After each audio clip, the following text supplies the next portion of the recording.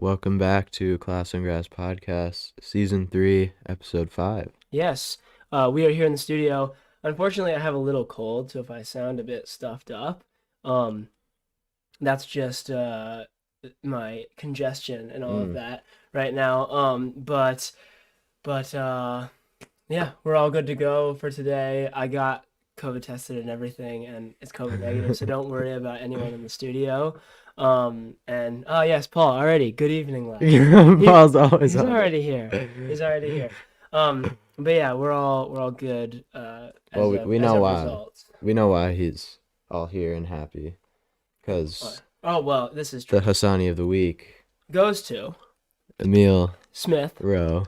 Fantastic. Paul, how do you feel about the Saudi of the Week going to Emil Smith Rowe? I mean, obviously Arsenal winning the North London Derby, as in our title, it was North London Derby Day today, so pretty big for Spurs and Arsenal fans. But I mean, it was a great showing. Well, would you say it was a great showing from Arsenal or a really bad showing from Spurs? It's hard to tell with those two teams.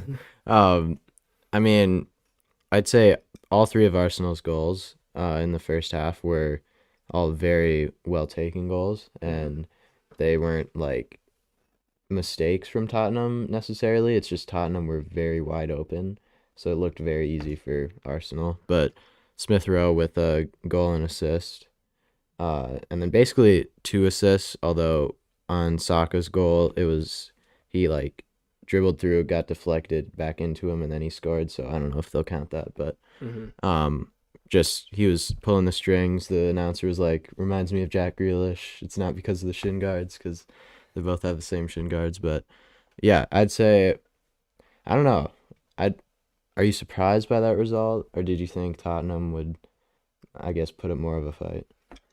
Um, well, given that Arsenal were two wins on the bounce, although they were Norwich and Burnley, I did expect them to go into the game with some good confidence.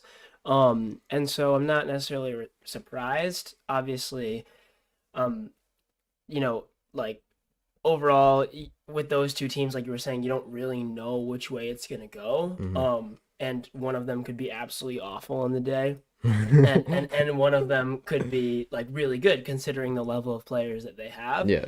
Um, but that being said, I'm not ridiculously surprised. I probably would have expected a more even game, and I actually maybe apologies to Paul, who's a diehard Arsenal fan, but probably would have favored Spurs in this outing. But that being said, I'm not like I'm happy that it went this way. Although I'm still struggling to figure out what's going on with Harry Kane. Yeah, he uh did not look good, and I think for the third goal, he gave away the ball at the attacking box, and then Arsenal broke the other way, and then he came all the way back, slide tackle blocked Saka, but it went right back to Saka, and then he scored. So it was very unlucky. But Hmm. I don't know. He had a wide open header that he missed wide as well. That you usually like those go in 9 times out of 10 for Yeah. Kane. It just wasn't. Again, we said it last week. He's just not looking as into it. He's off the mark in chances that he usually scores. So I don't know. We did talk about it a little bit. I think a change in club is Well, I think it's forthcoming. definitely needed for his mental state. Hmm. Going through the chat, Eli is here. Thank you for joining us. Said men hello. Hello back. Mrs. Brown is here. Hello to you. Eli said Aubameyang finished the second goal phenomenally. Completely agree. Me and Mac were just talking about that before the podcast started. Hmm. Great little run of play. Finished by Aubameyang. Paul said, "I will never be surprised about beating Spurs at home because of our record against them, no matter how poor we are playing." I mean, yes, that is part of it. I wouldn't, Paul. I just wouldn't have been necessarily surprised if you lost at home to Spurs. Also, considering recent Arsenal, like just in general, like Yeah. it's so shaky at the club. I mean, like for example, like I mean, if you look at Brighton, I'm bringing it over to Brighton. Okay. If you look at Brighton this season, we're incredibly good at at meeting expectations. At all of the games that we have played, we're like fairly winnable games. We have not had a test yet this season except for Leicester, and that one was, some VAR controversy. But the actual way we play has been really like expected. Like they're gonna play this way, the play style, the amount of mistakes that they're gonna make, who's putting the goals in. It's like an identity, and I'm not necessarily seeing that from Arsenal this season. No. Um, so I think that's the kind of the thing they're missing. And also, I saw some comments saying like Arteta's like he's brought in like a decent core of guys in throughout his time there. Ben White, obviously signing from Brighton, 50 mil, maybe it's a bit controversial, but he's gotten a decent core of people. But I think that there's definitely a change of manager that is needed if you want to get the best out of each person on the team. Because like there's no argument that the players are not good enough to be performing at a higher level. Like they're not good enough to be maybe competing for Champions League all the time, but they need to be doing better than they are right now. Yeah, and I think it completely helped Arsenal to score first, and then obviously go on to score two more. But I feel like if Spurs would have came out, scored, got one early, the crowd definitely would have changed on Arsenal a lot more. Yep. Because the crowd is always very good at the Emirates when Arsenal on the front foot, and they're always very loud and encouraging. But I feel like you said, based on the start to the season, I think it would have switched. It would be very hard for Arsenal to get back into the game if they went one down early. But I think the game plan probably was from Arteta to come out really quick and try and get that goal, so then they're not, almost fighting against the crowd and Tottenham at the same time. Exactly. And like Paul said, form goes out the window in Yeah. the NLD, North London Derby. That's exactly right. Like there is much more tension and stuff to play for when it's a game that matters like that in a rivalry. So yes, recent form doesn't necessarily matter entirely, but getting that first goal is crucial because recent form will come back to haunt you. People are going to be like, oh, it's happening again with Arsenal, all this stuff, if you don't come out strong. And they did, and great win, like fair play. It was great stuff. Eli said 3 goals in 30 minutes. Arsenal were great, but let's realize how poor Spurs were. Yeah, well, that's what I was saying in the beginning. Like, Yeah. was it necessarily that Arsenal were so good and that, or was it more that Spurs were bad? And I think, you can't concede 3 goals in 30 minutes in the Prem because, like, first off, when I saw the scoreline, I'm like, well, are we looking at a Leicester Southampton here? No, And it's- that's what it kind of brought me back to. Obviously, that didn't happen, and Spurs were able to shape up at the back a little bit more. But still, that being said, like you can't, like just statistics wise and numbers wise, you can't let that many in that period of time. Like 3 goals over the course of 90 minutes. It's like if you were consistently doing that, you need to look at your defense and make changes. And another example of a team who's not doing great, who did the exact same thing, not in 30, but in 90 is Crystal Palace. Yeah. So, like, clearly defense needs work. Harry Kane's not firing. Son is scoring like he did today, but can't win games with just Heung-min Son. You need a team around him. And also it was second half when they're already down 3-0, so it's kind of hard to do that. But Paul says with Spurs today, they were so poor because they didn't respond every time they conceded. Yeah. I agree. That's what I picked up on after even the first goal, Smith Rowe's goal. Right after Arsenal won the ball back, and then they were like acting like they were trying to score in the last minute to tie the game. Like it was that type of intensity right after they scored. So yeah, Eli says lack of leadership. I think that's true. Kane used to be a leader just with his goals and his contributions. Well, now that he doesn't have that, it's leading by example. Yes. And obviously he's not leading by example anymore because his example was scoring goals, and even last season making tons of assists and making plays happen, and neither is happening from him. So yes, they don't have necessarily a leader on their team. yeah. I don't really think Heung-min Son's necessarily like one to lead. No, and I don't think he's gonna be that leader by example, like you said with Kane. How Son's never scored 25 goals or however many in a season where it's consistently he's just bailing the team out. He can do something very special, but I don't think he can do it. Yeah, and well, like also like if you look at Jordan Henderson, like he doesn't necessarily like score all the goals or get all of the assists, but he has that like trait where he will lead a team and he will build people up and he will make sure that the team is staying level-headed and looking at their goal and trying to achieve it. And I don't think Son is that guy. just based on what we know about players on and off the field.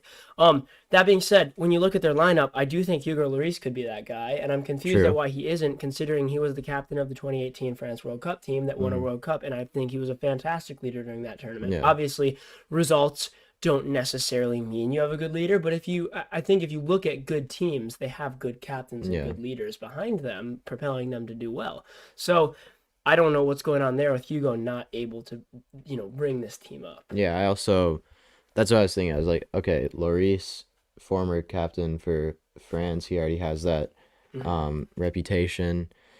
I think Højbjerg could be that. He's still young and new to Spurs, so I don't think he's like a real candidate. But He's not ready yet, but he no, could be eventually. um, but I feel like they need to bring in a center back Mm-hmm. because Eric Dyer and Davidson Sanchez both are neither leaders for me, Yeah. and I don't think they're going to become them. I think they're just so inconsistent for Spurs.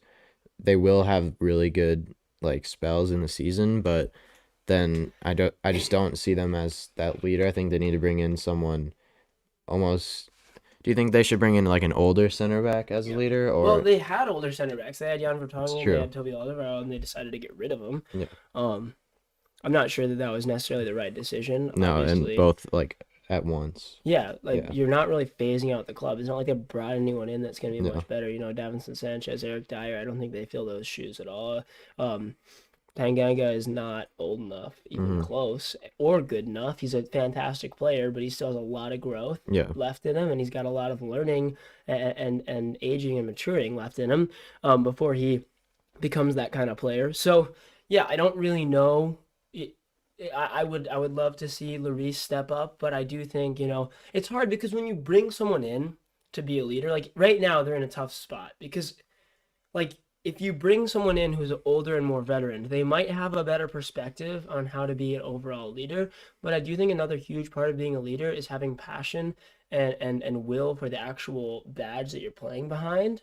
And when you bring someone in and it's their first year and you give them the captain's armband, I don't really think that you're like they have that sort of spark to say, I'm gonna fight for this badge. Yeah. And my mind goes right to Thiago Silva for Chelsea. Yes. Brought in not a captain, but captain experience with PSG with Brazil, and just like overall just the reputation of being like Hmm. top center back, and then he just brings that leadership like Yeah. automatically, even if he started off bad. I remember he didn't have the greatest performances. Now he's in the back every single game and like at the top of his level Hmm. and just raises everyone else's level. So I feel like that's I think just there are some exceptions. Yes, yeah. he definitely came in and was able to provide that sense of leadership for that team, and he was able to guide them.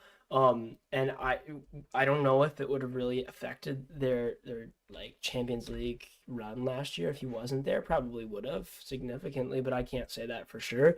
But there are exceptions. I think Thiago Silva is a fantastic center back, and he brings that kind of leadership that no one else brings. But I think it's hard. Like if you are, I think the chances of bringing in an old player and them turning out as impactful as Thiago Silva did for Chelsea is kind of low. I don't know No. what you think. Yeah, and I can't really off the top of my head think of many more that could Yeah. do that. Obviously, Sergio Ramos went to PSG. Yeah, but he wasn't even given the captain's No, armband. and he's not gonna be in that kind of leadership role, I don't think, at least not I mean, I yet. mean, you can be in a leadership role. It's just like when you're given the captain's armband, or when Yeah. like everyone looks up to you like that. It's a whole difference. Yeah, I just can't think of like another center back that is older. He maybe wants to move on from his club. Hmm. That's at that level as those two, and I just don't see Spurs finding that player at the moment, which is kind of tough. Yeah, Ave Green said, "I'm so impressed, gentlemen. Thank you so much, Mrs. Lily Green." Um, Next comment was from Paul Strom. If anything, I think a 3-1 loss is a bit generous to Spurs after how disgraceful their performance was in the first half. Yeah, I mean, like we were saying, like they conceded too many goals in too short a period of Yeah. time, and clearly they were not focused or level-headed in the first half. In the second half, I think they improved defensively, and that showed based on the scoreline, and then they came out and were able to get a late goal. But um, I like I said, when I was watching, I think I would have expected the way things were going. I was like, oh, here comes another Leicester Southampton, Yeah. and that obviously didn't happen. But yeah, I do not disagree with you at all. I have no faith in Romero to succeed at Spurs. Yes, Eli, completely agree. Yeah, that's true. I don't like I've seen him play in a couple games, maybe started or subbed in, and I just haven't seen like a lot of like something new. It just seemed like he was sort of at that level as Sanchez and Dyer are. Paul says Well, I uh, completely agree with this one from Paul. He said, Spurs should sign Lewis Dunk, Premier League experience and a proven leader. mhm. True, I don't think you're going to be a huge fan of that Well, transfer, but I wouldn't be a fan of the transfer, but I'm a really big fan of the opinion because it rates, yeah. Lewis Dunk. I wouldn't want him leaving, but I mean that would be too, unless we got like 100 million for him. Because like if Ben White If was Ben 50, White's like you have to measure it out. If Ben White's 50 million, then maybe you multiply it's kind of it. like with Grealish, like he was worth 100 million to Villa, Hmm. and Lewis Dunk's probably worth 100 million to you. That's what I'm thinking. Yeah. He's probably worth the MX. Yeah. Because the MX cost 100 Yeah. million to build. So yeah, I mean if we got 100 million from him, I'd say sounds good. We'll sign someone else. Or just give Spurs your stadium. Wait, no. Spurs give us a stock in their stadium. Yes. So yeah, okay, there it is. There Because it then, is. like, the fights like the Anthony Joshua one that happened last night, we Mhm. would get partial revenue. Yeah. Exactly. There you go. So then it's like it's it's cumulative investment. Yeah. So there we go. But yes, I mean, I agree. I'm just like I don't know how. I think Lewis Dunk is such a good leader because been at Brighton like his entire Full career. career, yeah. So if you're thinking about that, he's like he knows Brighton through and through. He's a Brighton boy, and he is able to know what it means to be in the Premier League right now as a Brighton player, which is like unheard of if you look at our actual like entirety of like club play. Like we've never been in a position like we are right now, except for these past 4 years. So that's unheard of alone. And then playing well in the Premier League and fighting to stay up, he knows what it means to do that more than anyone else in the club. If he moved to Spurs, I don't think he would know what it means to play in the North London Derby as much, True. or to fight for that Champions League spot as much. Like everyone knows that it means a lot, but there's something different about being at the club for so long that you just have that connection with it. And I think that's a huge part of why he's able to be such a good leader with us. Paul said, if Spurs spend 100 million on Lewis Dunk, I'll buy a share in Brighton and Hove Albion.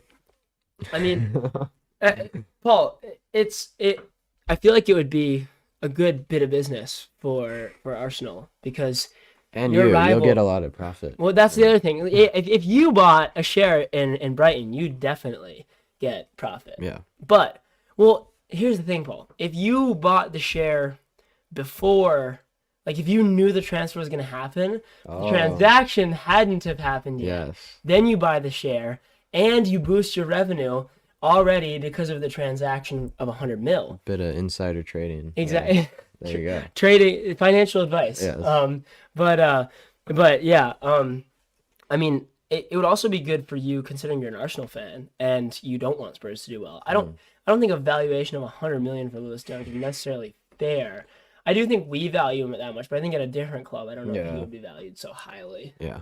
I guess there was another top 6 matchup. Oh, also, my mom, Angie Larson, I just had to include my mom, yeah. you know what I mean? Said, totally agree, good captains equal good leaders in good games. Yep, exactly. I mean, all good teams have good leaders behind them, generally speaking. Like, if a team's, like, steamrolling a bunch of other teams, they probably don't need that sense of leadership because they're just way better. And I think, like, an example of that could be, like, City in the Premier League a couple years ago. Yeah.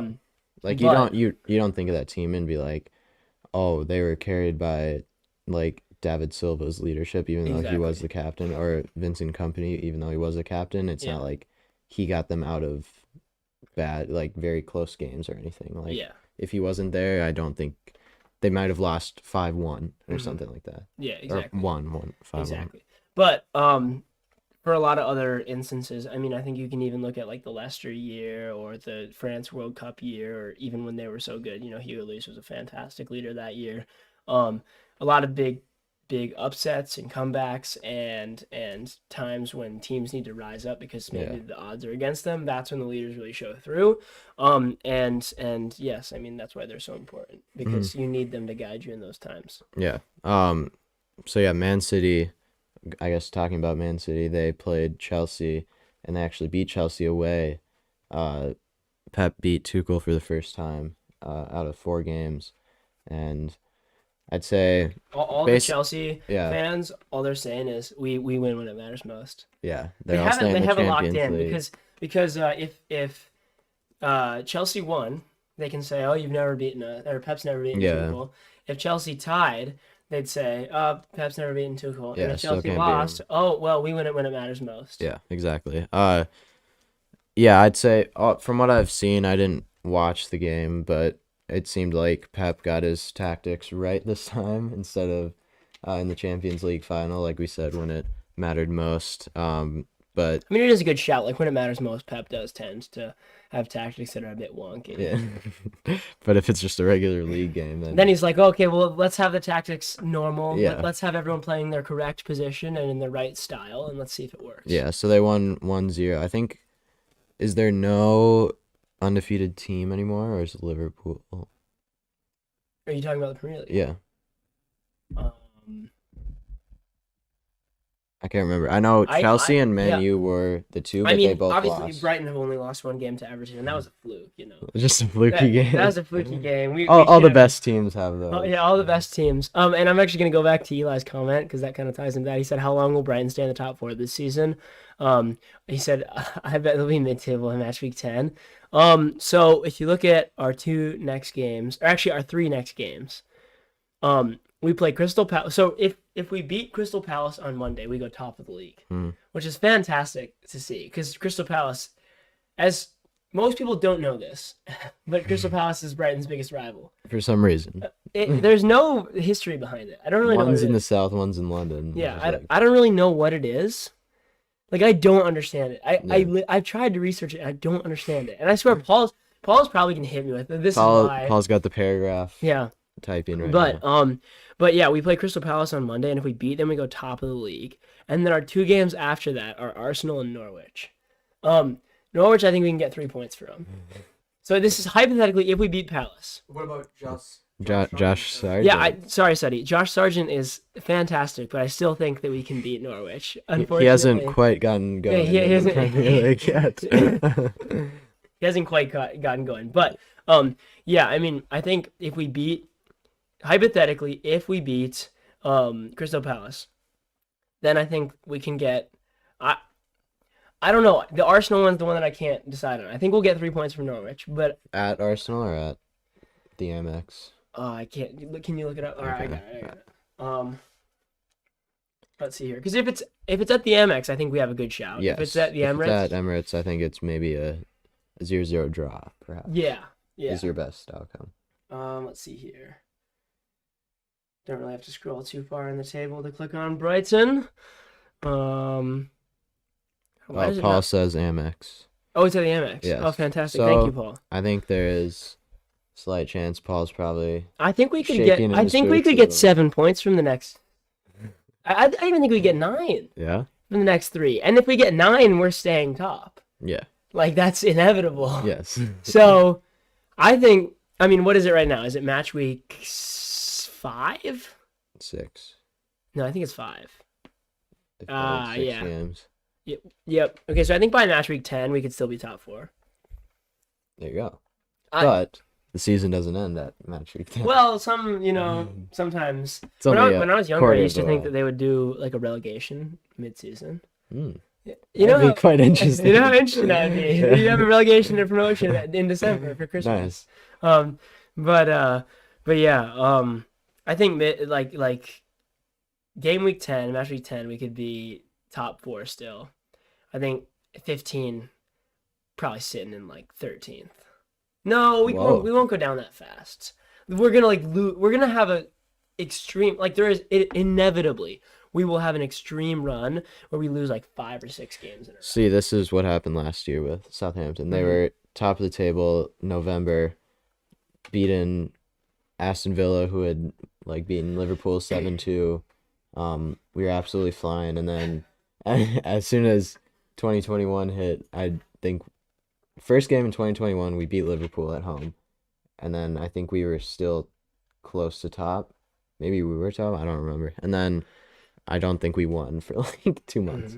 Yeah, I So mean, I remember it because we were talking about it last year. And yeah, you're like, still, like it was like 8 podcasts in a yeah. row. Southampton still have not won. And Brighton were doing not great. Well, it was Usual. normal. It was a very usual time for Brighton. It's just switched. Like now, Southampton are just very usual. they're there. Yeah, And then it's happening for Southampton. Brighton are like, whoa, Yeah. Spurs win. Oh, No, I logged into my Instagram. It was like yesterday. And the amount of comments that I saw, it was like Leicester over again. It's time 5,001 Brighton to win yeah. it. I'm like, guys, let's calm down here. I guarantee 5 games from now, we're gonna be absolutely horrible. Yes. We're gonna come out and we're gonna lose like 4-0 Yeah. to like Burnley Yeah. or something like that. We've already played Burnley in the first half, but like you know what I mean. Yeah. Eli said, I think Southampton will be in a relegation battle this year. I would have to agree. You think so? After this game, we haven't scored in 3 games. We really just don't see any sign of scoring at all. Like no chances. Danny Ings obviously leaving. I think it's probably time for Ralph to go at this Remember point. when Ralph cried last year? Yeah, that's when he beat Liverpool. Yeah. Because we hadn't won in like a while. Yeah, you hadn't won, and and then we then you lost. continued Yeah. to lose after Yeah, that. Yes. But dude, that was a touching moment. It Seeing was. Ralph cry. He on cares. TV. He's not the best with the subs and with the attacking part of the game.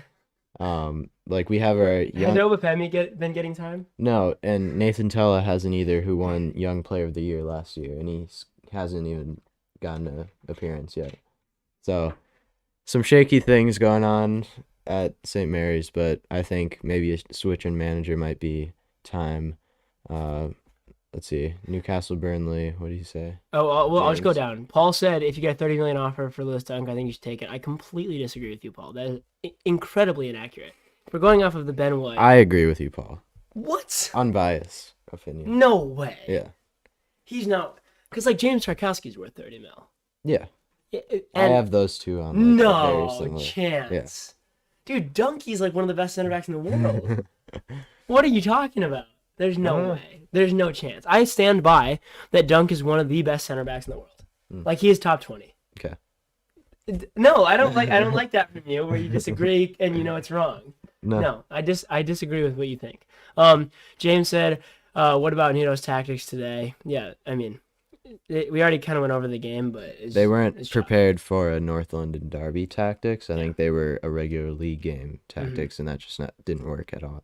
And not only that, but in North London derby at the Emirates. At Emirates, away. Yeah. Eli said Pep got the tactics right, Tuchel got it wrong. Yeah, exactly. And not necessarily that there's not always a time when a manager like gets it wrong and another manager gets it right, but I think it was more of just like Pep's tactics outplayed Tuchel's. Yeah, probably. You know? Tuchel probably didn't change much since the last time they played Man City. Yeah. But Pep probably changed. And then Paul said, we don't have a good record at the Amex. We've only won one there since Brighton got promoted. Paul, I still remember when we won 3-2 to you guys, and Neil Maupay scored, like, what was it, 2 goals that game or whatever? Oh, and Leno got injured? No, that was a different game. That was, I think that, no, maybe it was. Maupay did score. Can't in that remember. game. I do remember the 3-2. That was a great day. I got home from school that day. It was on a Monday. I got home from school that day. I turned it on. Great stuff. James said Newcastle, Burnley, Norwich are leaving. Relegated, I'm guessing. Yeah, that's what he means. They're just going to leave the league. they're exiting the Premier Yes. League by choice. Yes. No. Burnley always seem to Yeah, stay Burnley up. aren't. Newcastle. It depends on how St. Maximin plays. Norwich, yes. I think we can all agree on Norwich. Those are the 3 I would like to see, especially Newcastle. I don't want Burnley in the Prem again. No, I don't want Newcastle or Burnley. They're just always there. They're always there. Nothing against Burnley or Newcastle. It's just like get some variety going. I'd love to see like a Swansea back or something new. Maybe like how Brentford came up, like just a new team. Yeah. See how they play. Paul said he agrees with James for once. I mean, yeah, like we said. There we go. It's Tottenham fairly, Arsenal fan agreeing. it's a fairly like reasonable prediction for who goes down. Oh, and you could say that for the past 5 years that those 3 teams would be in a relegation battle, but Paul also said Lewis Dunk is 29, Ben White is 23. It doesn't matter because Lewis Dunk is a beast. Lewis Dunk is so good, Ben. Or Paul. Ben. I was calling Ben Ben White. White. I'm just speaking over here to Ben White. He's in the live stream. No. But yeah, he's so good. And it doesn't matter how old because Lewis, until he retires, will be a better player than Ben White. I do not think that Ben White will get to that level. I genuinely don't. Next we have Tuchel Park the bus. Yes. Like I said, but I don't want to say that his tactics were bad necessarily because People have been saying that a lot recently, that Chelsea are getting very defensive again. Kind of like how it was when Mourinho was there, but I mean, I don't think it's necessarily bad. I don't think it's they're winning games. Wrong. Yeah. I just think that also when you have Lukaku, you can kind of just spring. You know what I mean? Like you don't really need to build out.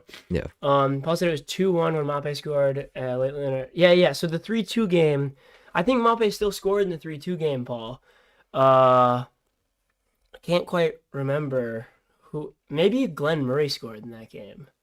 That might have been so long ago that I think Glenn Murray actually scored in that game. Dude, back in the day when we had Glenn, dude, that was a fiery team. Such a good team. And then he said, miserable day, but AFTV was entertaining. AFTV is always entertaining, Paul. I want Newcastle in the Prem because of their history and their staple of the Prem.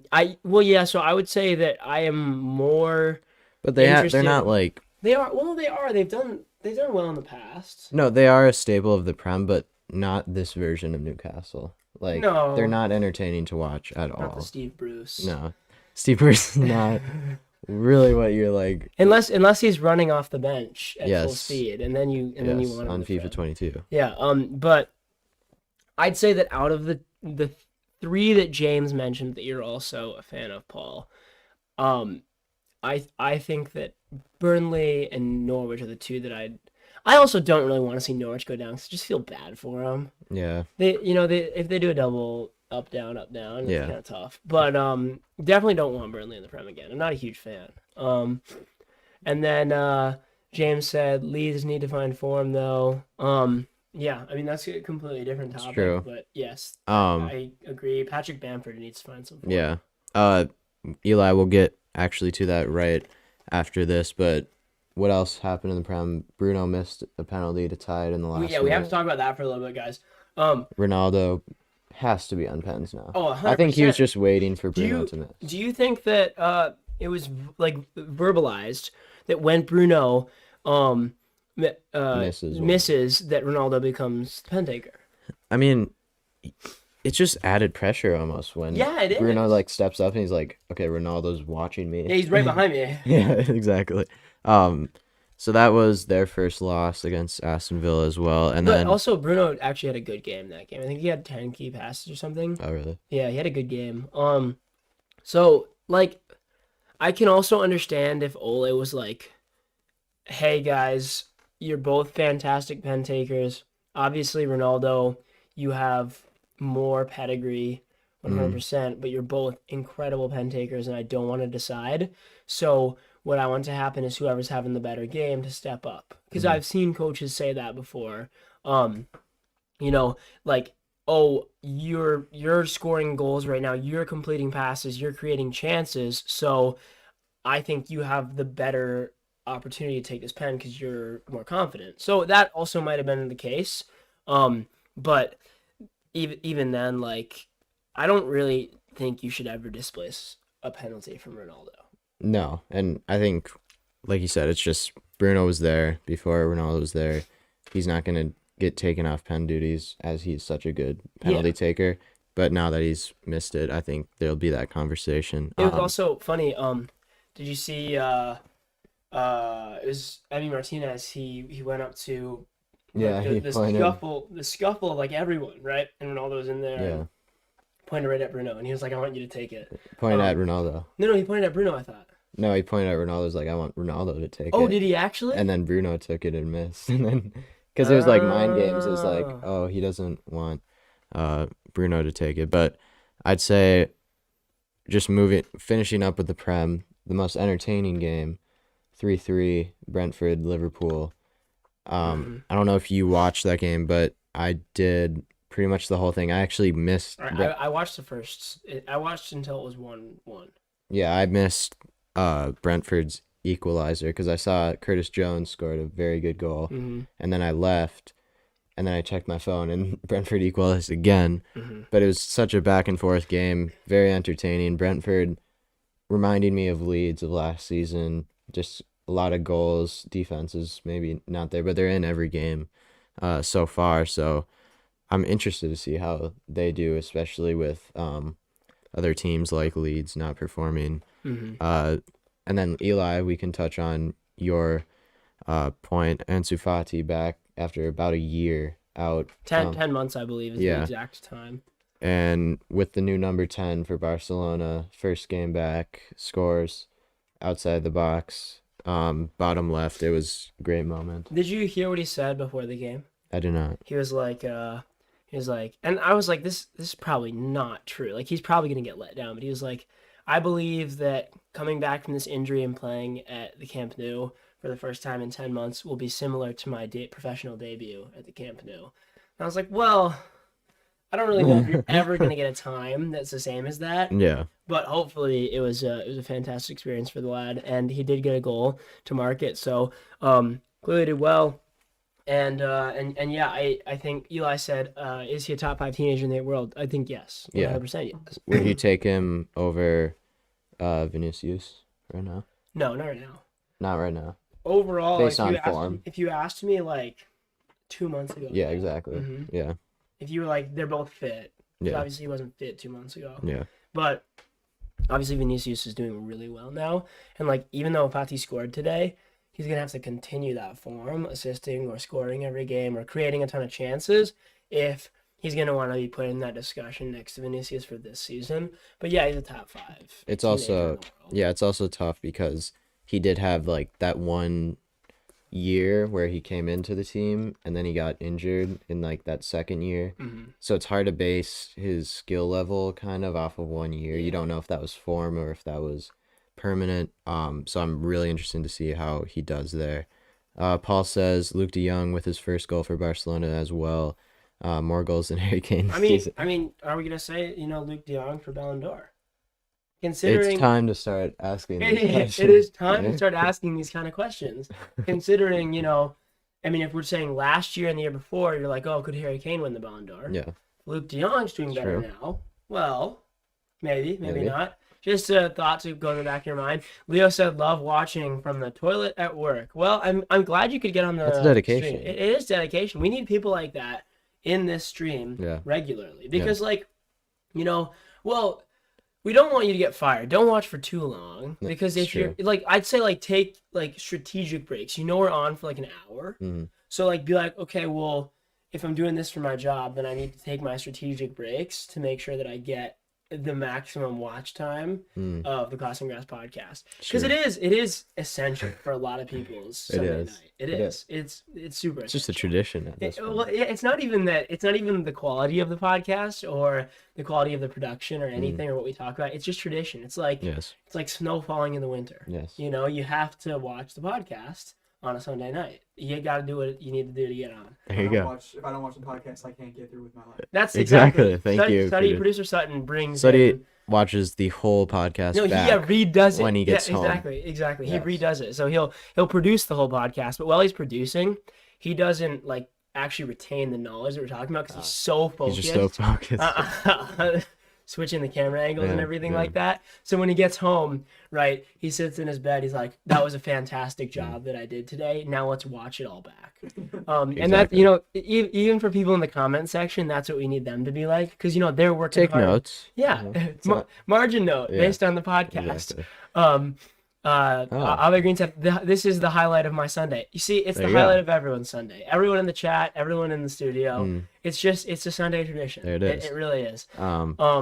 But yeah, moving on, we do have to get to fantasy. Well, one more in the Liga. Speaking on Vinicius, Benzema, his partner. Oh yeah, has fantastic this season. The most goals and assists. I wish we had Dom in the chat today because Dom's a Real Madrid supporter. Yeah. Most goals and assists in Europe. He's so good. 8 goals, 7 assists. He's so good. But he's no one talks about him. Yeah. If that was, say, like Messi at PSG or Ronaldo or Sancho or someone, people would go crazy. Yeah. But Benzema, Especially Sancho. yeah, Benzema would be just no one's like. Do we want to talk? Have you checked to see if PSG have played in the last 2 days? Because I checked a few days ago. I will check. If Messi still hasn't scored, in the last or however many games he's played for PSG since he arrived, did he? They played yesterday against Montpellier. They won 2-0, but Messi did not score. Was he in the lineup? He was not. Was he a sub? No, He no. wasn't a sub either. So, yeah, maybe something was going on. Maybe he got a little injured.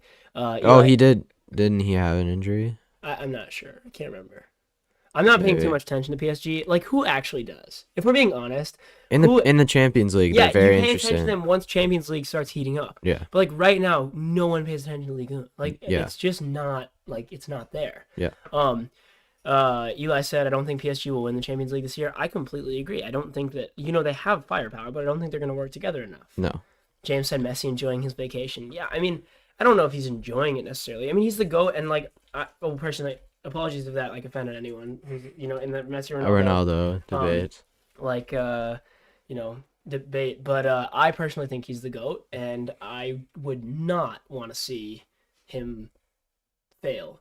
It's just No. not like I don't think anyone wants to see Messi fail. hmm Everyone wants to be like, oh, he can go do it in any club. Yeah. But yeah, hopefully he does.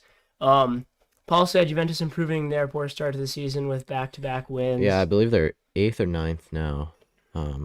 But yeah. We talked about it like a few podcasts ago. They obviously need to figure it out, and I did say I put in that extra bit of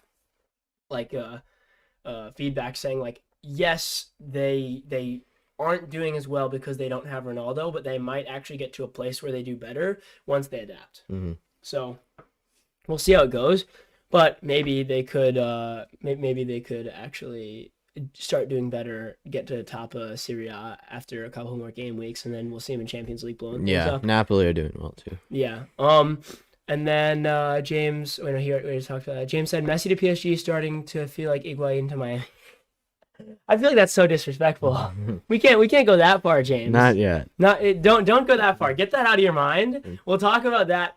Here's the deal. If 6 months from now we're still looking at an Higuain to Miami situation, then we'll discuss it. But for now, we're getting that out of here.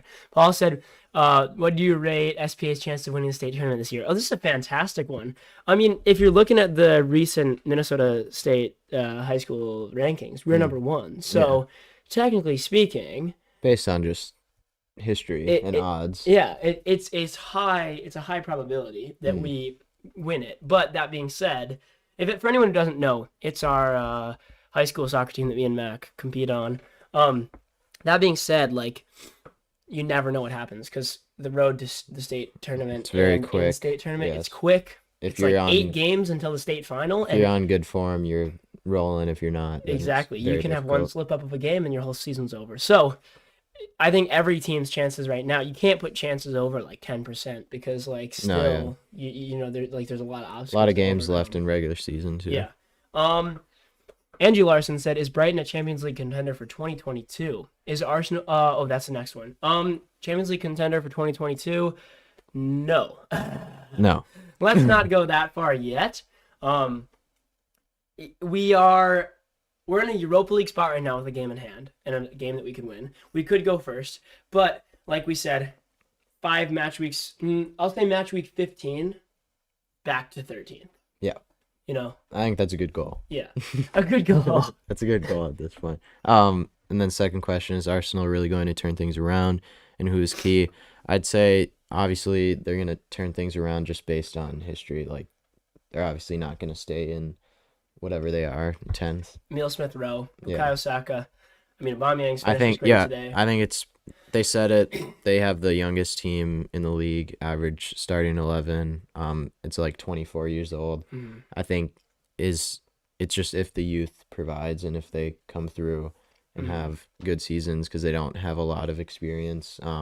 But if they play like they did today with Emile Smith Rowe really performing and pulling the strings, I'd say they have a really good chance, and if Gabrielle and Ben White continue to create more of a bond in the back, Ramsdale played good as well. Yes.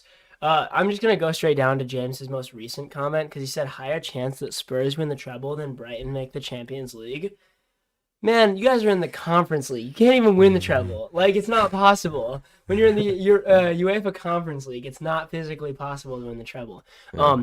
So I also think, like, even if, like, for you guys winning Premier League, FA Cup, and Conference League, I think Brighton, that's a tough one. That would be a tough one. Yeah. I think those odds would be, They're quite even. they're even. Yeah. And then Paul said, that was Paul's last one of SPA. St. Paul Brown said, any truth to the rumor that Dr. Lyson is doing a naked 5K if Brighton win tomorrow? That's what I hear. Yeah, I'm not gonna reveal any. Sky Sports. Yes, leaked Sky that. Sports covered it. They were like, Yeah. I think Dr. Larson might do this. Yeah. But that being said, I'm not going to reveal any information. It's kind of like the Premier League players, how they got banned from playing fantasy because they started moving Jack Grealish out of their lineup when he started, getting injured. I'm not going to reveal anything because I don't want to get banned permanently from talking about Leaking. No leaking. If Brighton win tomorrow, keep your eyes peeled. Yeah. Or don't. Yeah, actually, if Brighton win tomorrow, maybe shield your eyes. Yeah. That might be a better option for all you guys out there. And then finally, we want to finish this week's podcast off fantasy like we always do. Not a great week. Great for me. You were so bad this week. You were awful. So I still have 3 players to play, to be fair. So, bit of context. Average is 38 points this week. And that's a low average. That's very low. And with 1 game left, Crystal Palace, Brighton. And, of course, I have 3 Brighton players. So. And also... Mac, that is so poor. So 13 points. 13 points, and all of my players have played. Just for reference, this is not the fantasy draft league. We're going right now over the normal fantasy league, like the traditional fantasy. Yeah. We'll go over draft in a second. But so 13 points. What have you been doing with your team? Four of my starting 11 got 0 points. 2 of them got 1 point, and the rest got 2 or 3. Including Bruno Fernandes and Mason Mount, my captain and vice captain, both got 0 points. So that wasn't Captain Bruno Fernandes. That wasn't great, I'd say. Not what I was looking for from this game week. What about you? For me, I still have 3 players to play. Yeah. I have so far 32 points. Ruben Diaz gave me 5, Sarr gave me 9, and Vardy gave me 11. I had 2 from Salisu, 2 from Varane, 1 from Barnes, and 2 from Pukki, and then 0 from a Captain Fernandez. But if we're looking at, I've Rob Sanchez, Lewis Dunk, and Neil Maupay still to play. Wow. Which is, if Brighton win 2-0, and Maupay scores a goal and gets an assist, that's going to be clean sheet, goal assist. That could get me right up to like 50 points. Yeah. So there's still a chance. Lots and to that's play not for. That's not necessarily an unrealistic result from Monday. Yeah. So there's still lots to play for with that. My bench, Matty Cash again obliterated me this week. Last week he got 15 points and he was on my bench. This week he got 5 and he was on my bench. I don't know what he played Man City. What was I supposed to do? Man United, yeah. Oh yeah, that's what I meant. He played Man United. What was I supposed to do? I mean, you got to trust the player. He's in form. I don't trust Matty Cash. Back the line. Put him in there. But yeah, I mean, I think I could still do well. I moved up to 9th. I think you moved down to 7th, right? I don't even know. No, you moved down to 8th. Gosh. I'm closing in on you. And 13-point week is just so poor. It's terrible. Manager is on the ropes there. He might get sacked. We don't know. Paul said Neil Maupay was mentioned, so I'm obligated to mention that I'm not a fan of him. I mean, is any Arsenal fan really a fan of Neil Maupay? Eli said, my team has the most total points in our draft, and he had a 51-point week. We're going to go over the draft right now. That's fantastic, Eli. 51-point For week. draft, I was only... Oh, wait, hold up. I have to sign in. For draft, I was only 4 points off the average for the other, average points, but I got 34, which was quite a bit more than my actual fantasy team. I believe I am beating James in the matchup. He has 25 points. I have 34, with obviously 1 game to play. I mean, also, I could have a huge boost. Lewis Dunk, the man of the episode, still to play on my team. So I wish I could switch him out. I have Adam Webster. uh, And Adam Webster, he has some like injury. Hold up, let me see. Yeah, hamstring injury. Expected back 16th of October. That I don't know. you might need to switch that up Yeah, there's a chance. just a little bit, but I'm happy with where I am right now. It might be a close one. James, you are not bottom of the table. Where's James? You're second, James. James, you're doing fine. Why are you scared?